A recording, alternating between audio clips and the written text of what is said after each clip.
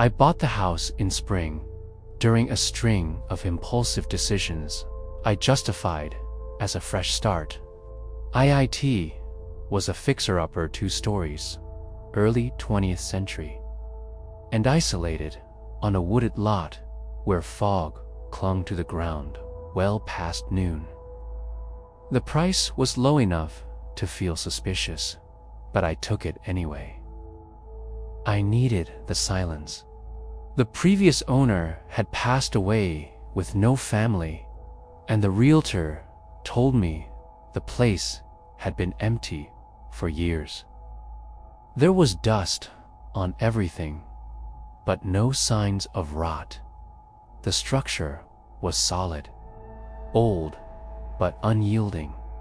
In the blueprints, it was simple. 2 bedrooms upstairs, 1 bath, a study, and a small attic with no full floor. Just a crawl space, accessible by a panel in the ceiling.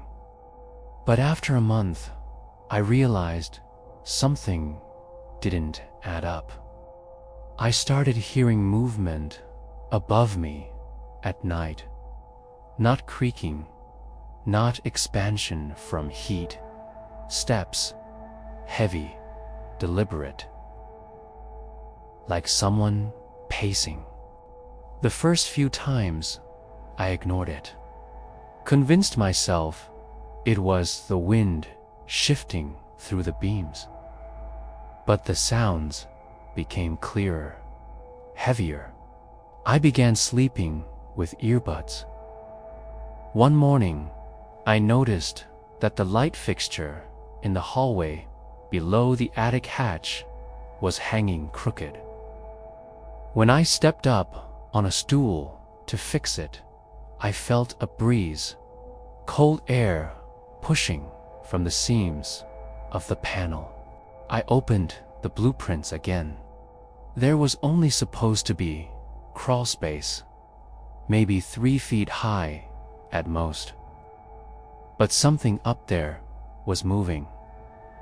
That night, I climbed up with a flashlight. The hatch was stiff, resisting my push like it didn't want to open.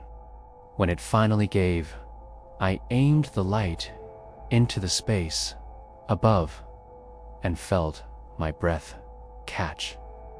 There was a floor, wooden planks, dusty but solid, and more than that, a wall. A corridor stretched into the darkness, too long for the footprint of the house.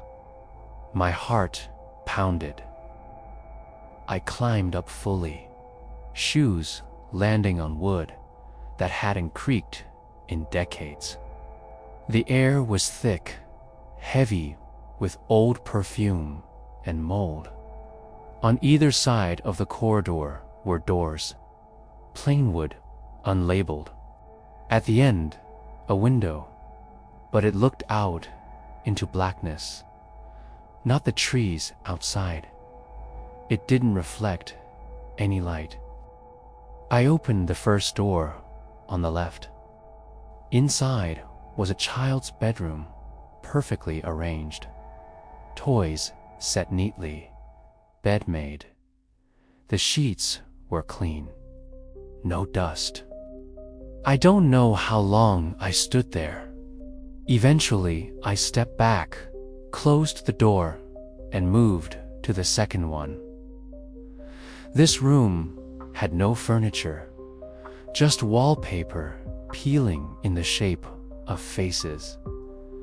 I turned to leave, but the attic was longer now. Another door had appeared.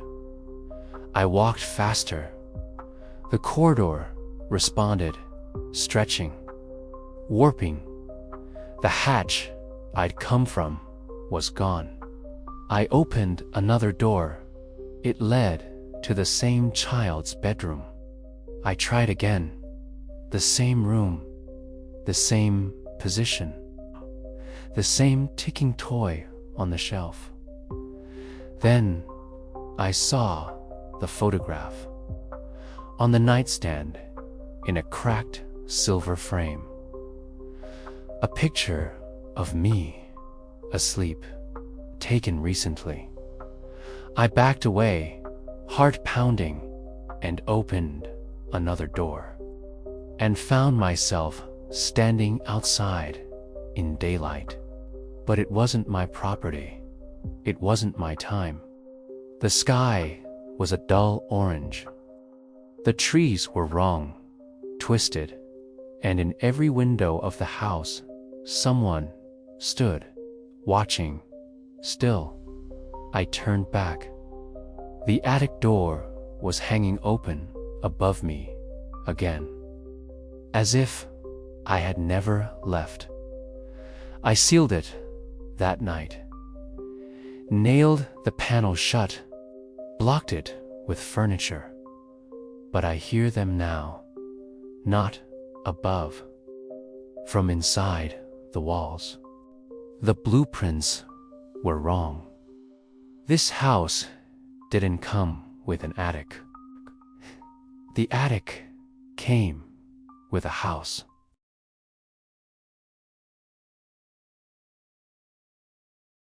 I was renting the second floor of a house split into apartments. One of those older homes from the 1930s that had been divided over the years. The top floor was supposed to be an attic. That's what the landlord told me when I signed the lease. No one lives above you, he said. Just insulation and spiders. The first few weeks were peaceful. The ceilings were high, the windows large. It felt like I had space to breathe. But on the 12th night, around 1 a.m., I woke up to footsteps, heavy, slow, crossing directly above me. It startled me because the creaks were clear, rhythmic, unmistakably human. I lay there, staring at the ceiling, holding my breath.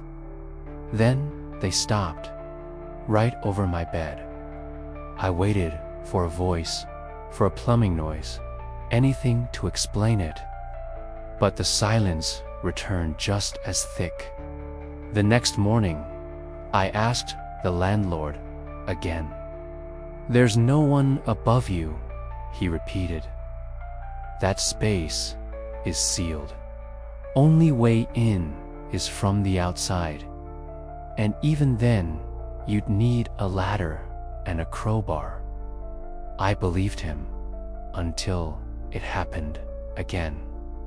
2 nights later, same hour, same pace. This time, the steps moved back and forth for almost a minute before vanishing. I went outside the next day and looked at the roofline. No visible windows, just chimney brick and slate tiles. But something didn't sit right. The sound above me wasn't vague or echoey. It had weight. That evening, I went up into the hallway closet where a tiny hatch led to the crawl space above the ceiling.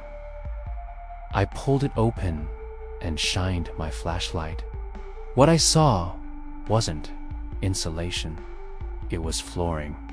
Dusty wooden boards stretched beyond the space shown in the building layout. I climbed up carefully. My head broke the threshold and I froze. There were footprints in the dust. Not animal, not old. Clear treads from boots, leading from the far wall toward, directly above where my bed was. I climbed down immediately. That night, I slept on the couch. The next day, I stayed home and listened. Nothing, as if it only happened when I slept in that bed. So, I tested it. I set my phone to record audio and left it on the pillow. I slept on the floor, wrapped in blankets. And breathing, I played it back with headphones. There was a low whisper underneath the breath, like someone repeating my name. I brought the recording to the landlord. He told me I was scaring myself, that he'd owned the property for years. No one had ever mentioned sounds. He dismissed it all. That night, I moved the bed, pushed it to the corner of the room. At 1:03 a.m., the steps came again, but this time, they didn't follow the old path. They matched the new bed position. I looked up, eyes wide. The ceiling above me let out a soft creak, like a heel shifting weight. I started researching the house. Found city records. It had been renovated in 1954 after a fire. One man died, listed only as unidentified male tenant, top floor. No further information. I brought a friend over. We went into the crawl space together. This time, during the day, we followed the footprints to the far end, and there, hidden behind loose paneling, we found a door. Not an attic door, a full-sized wooden door, nailed shut. My friend dared me to pry it open. I refused. We left it untouched. That night, the steps were louder, angrier. They stomped. The light above my bed flickered. Something scratched from above, directly over my head. I moved out the next day. But sometimes I dream of it. The sound of pacing, the slow turn of boots. And in the dream, I open the nailed door. Inside, there's a bed, covered in dust, still warm, and a voice from the corner says, "You're in my spot." Then I wake up, always at 1:06 a.m.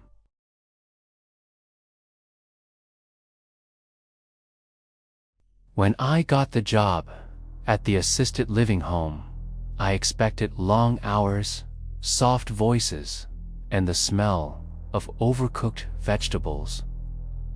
I didn't expect Eleanor.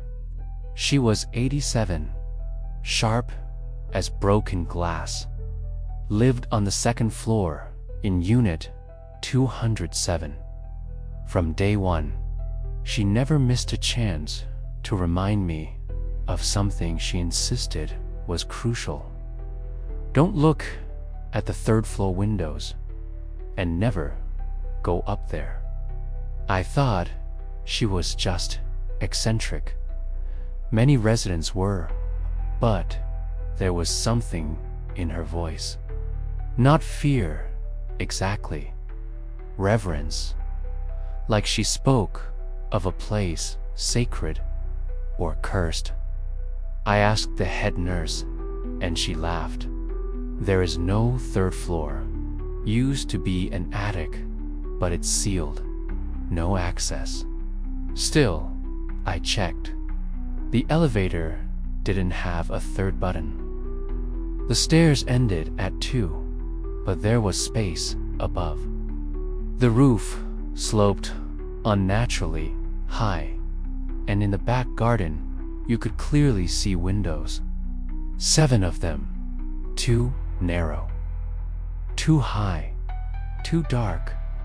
They blink sometimes, Eleanor told me one evening, her hands trembling. The windows. When they do, someone below disappears. I humored her. Until one night, Horchie, the janitor, vanished. just gone. His keys found in the hallway. His mop still wet. The next morning, Eleanor stared at the ceiling and muttered, "They picked someone." It wasn't me. That evening, during my rounds, I caught movement above me in the stairwell. A shadow where there should be none. When I looked up, a door was there. A plain wooden door, painted to blend in. No knob, no frame, but definitely a door. I blinked and it was gone. Days passed. No one mentioned Jorge, like they'd forgotten him. I brought it up at staff meeting. Silence. Then, awkward laughter. Eleanor pulled me aside later. Her eyes were glassy. They remember through us. The building doesn't forget. That's why we don't look. I began watching. I left my phone outside and pointed it toward the garden. I took photos of the third-floor windows. In one of them, barely visible, was a silhouette. I enhanced it. It had no face, just smooth skin where features should be. I never showed anyone. One night, a new nurse joined the staff. Her name was Riley. She was bright, kind, unafraid. On her first shift, I saw her outside, gazing up at the windows. I called out. She didn't respond. That night, she never checked out. Her name vanished from the system. Her ID badge disappeared. Eleanor just shook her head. The head nurse said Riley must have quit, but no one remembered interviewing her. I stopped sleeping well. In dreams, I climbed stairs that didn't end. I'd hear Eleanor whispering, "If they see you, you'll be part of them." Then one day, I walked into room 207. Eleanor wasn't there. The bed was still warm. A teacup sat on the tray, half full. I checked every log. No discharge, no death certificate, no ambulance, just absence. But that night, a new window appeared. 8 now. And in the newest pane, I saw something move. A hand slowly resting against the glass.